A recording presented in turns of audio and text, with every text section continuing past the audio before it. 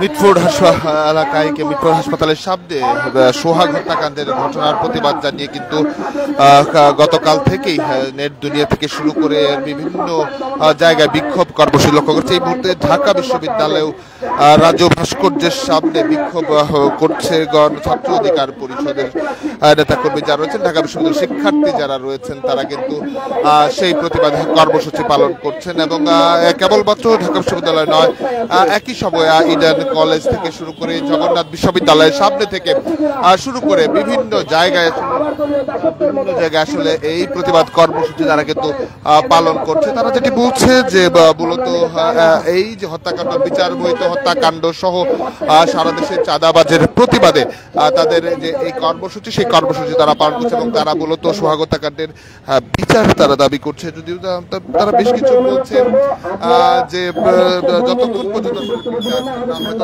যে অবস্থান, সেই অবস্থান প্রতিবাদ জানিয়ে তারা কিন্তু করছে। এবং এই মুহূর্তে ছাত্র অধিকার পরিষদের বিভিন্ন নেতাকর্মী যারা রয়েছেন তারা কিন্তু রাজ্য ভাস্কর্যের সামনে তারা অবস্থান করছে। এবং দর্শক যেমনটি বলে রাখতে চাই যে গতকাল রাতেও কিন্তু ঢাকা বিশ্ববিদ্যালয়ের বিভিন্ন হল থেকে শিক্ষার্থীরা নেমে এসে তাদের যে প্রতিবাদ, সেই প্রতিবাদটি তারা করেছিল। এবং এর পরপরই আমরা লক্ষ্য করেছি ছাত্র শিবির, ছাত্র দল সহ সাধারণ শিক্ষার্থী ব্যানারে সকল বিভিন্ন মানুষ কিন্তু আসলে এই হত্যাকাণ্ডের ঘটনার প্রতিবাদ জানিয়েছে। এবং আজ ছাত্র দল, যুব দল এবং ছাত্র যৌথ একটি সংবাদ সম্মেলনে কিন্তু তাদের নয়াপল্টনের যে কার্যালয়, কেন্দ্রীয় কার্যালয়, সেখানে তারা পালন করছে।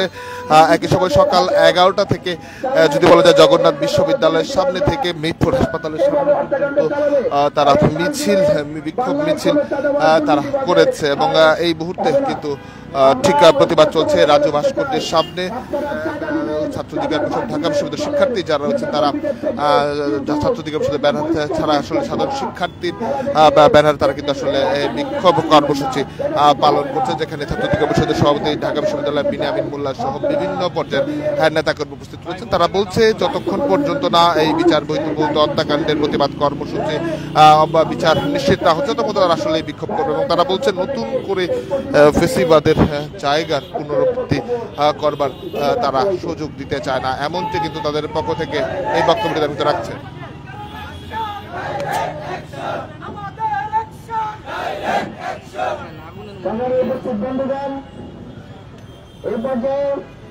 আপনাদের মাঝে বক্তব্য নিয়ে আসছেন ঢাকা বিশ্ববিদ্যালয়ের মেধাবী শিক্ষার্থী মহাদাম হোসেন।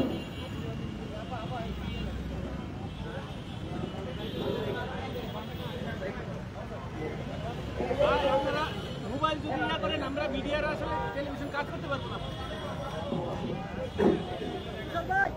বিসমিল্লাহির রহমানির রহিম। প্রিয় সাংবাদিকবৃন্দ, জুলাই আগস্ট 24শে জুলাই আগস্ট পরবর্তীতে যেই প্রতিবাদে বাংলাদেশ থেকে সমন্বয় উৎপাদন করে ওই ভারতে পাঠিয়ে দিয়েছিলাম, যেই চাঁদাবাজদের আমরা এই বাংলাদেশ থেকে উৎখাত করেছিলাম, সেই খুনিদের আমরা এই বাংলাদেশ থেকে তাড়িয়ে দিয়েছিলাম।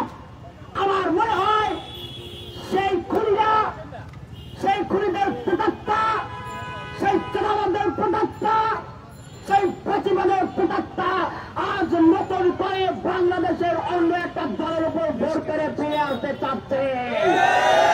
সংগ্রামী ভাই বোনেরা, আমরা ওই সব প্রতাত্তাদের উদ্ধার করে বলতে চাই, এবার এই বাংলাদেশের মানুষদের প্রতি যদি আপনার এই চাঁদাবাজের হাত ওঠে, এই বাংলাদেশের মানুষ খুন করে এই বাংলাদেশের জনগণকে পাশে পাবেন না। সেখানে দর্শন করে এই বাংলার জনগণ